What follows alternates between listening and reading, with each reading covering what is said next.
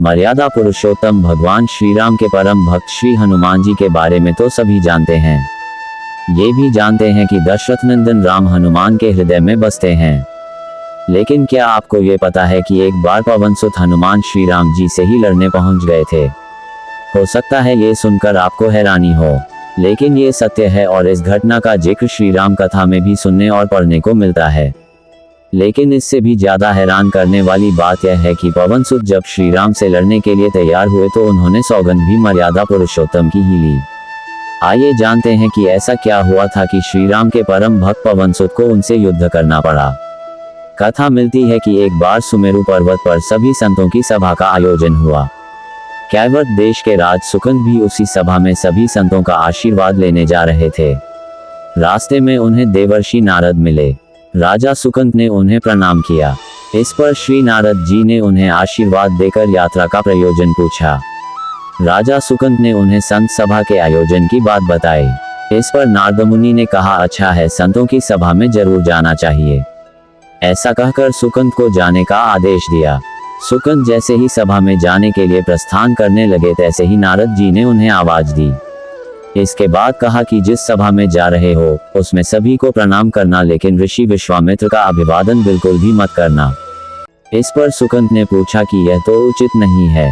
तब श्री नारद जी ने कहा कि तुम भी राजा हो, वह भी पहले राजा ही थे, अब संत हो गए हैं, मत करना प्रणाम। राजा सुकंद ने किया भी ठीक वैसा ही। सभा के समाप्त होते ही विश्वामित्र जी श्री राम से मिलने पहुंचे। वहां पहुंचकर उन्होंने बताया कि उनका अपमान हुआ है। वह इसे भूल भी जाते, लेकिन ये तो संत परंपरा का अपमान है। राम जी ने पूछा, गुरु जी क्या हुआ? तब विश्वामित्र जी ने कहा कि मेरा अपमान हुआ है। राम जी ने पूछा, किसने किया है? तब विश्वामित्र जी ने पूछा कि जानकर करोगे भी क्या? इस पर श्री राम जी ने कहा कि गुरु जी, आपके चरणों की सौगंध लेकर प्रतिज्ञा करता हूँ, जो सिर आपके चरणों में नहीं झुका है उसे काट दिया जाएगा। कल सुबह मैं उसका वध करूंगा। श्री राम की इस सौगंध का जैसे ही राजा सुकंद को पता चला, वह नारद मुनि को ढूंढने लगे। काफी देर तक वह परेशान रहे, लेकिन नारद मुनि उन्हें मिल ही नहीं रहे थे। व्याकुल होकर जब वह रोने लगे तब नारद जी प्रकट हुए। सुकंद ने हाथ जोड़कर उन्हें सारी बात कह सुनाई, साथ ही प्राण दान की विनती की। इस पर नारद जी ने उन्हें माता अंजनी की शरण में जाने की सलाह दी। ये भी कहा कि अगर उन्होंने तुम्हें बचाने का वचन दे दिया तो तुम जरूर बच जाओगे।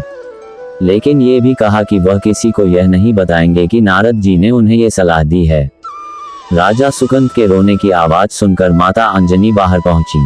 तब उन्होंने कहा कि माता मुझे बचा लें, अन्यथा विश्वामित्र जी मुझे मार डालेंगे। इस पर माता अंजनी ने सुकंद को उसके प्राण बचाने का वचन दिया।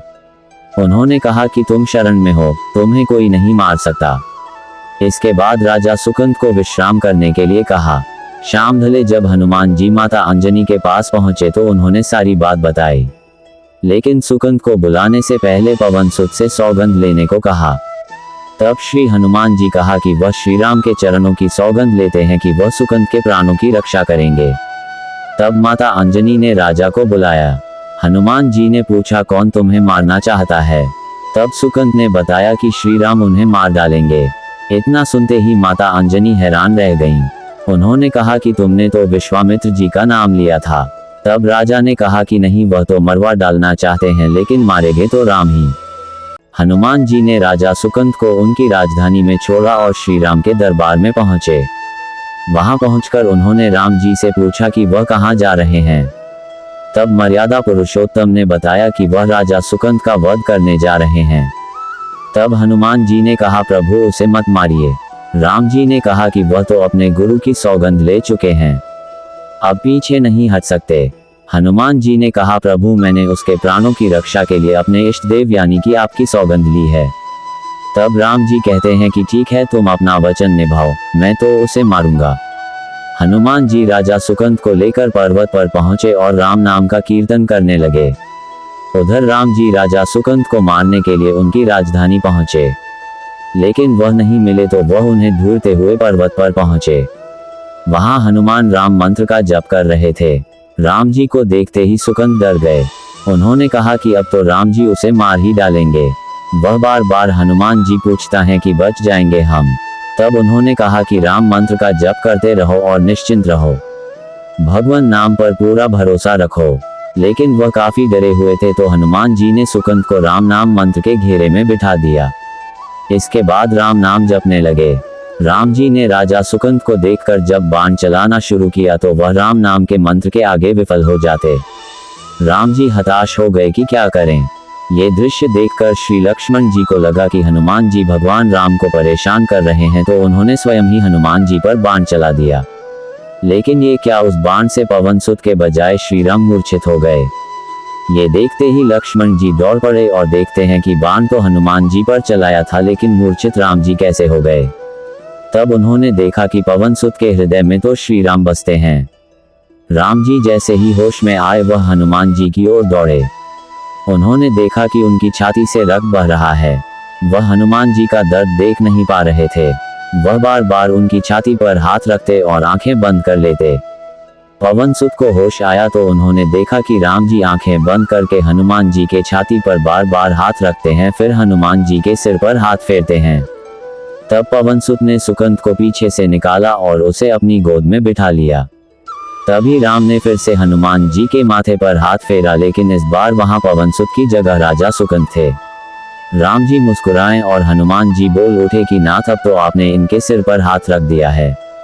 अब तो सब कुछ आपके हाथ में है, इसकी मृत्यु भी और जीवन भी।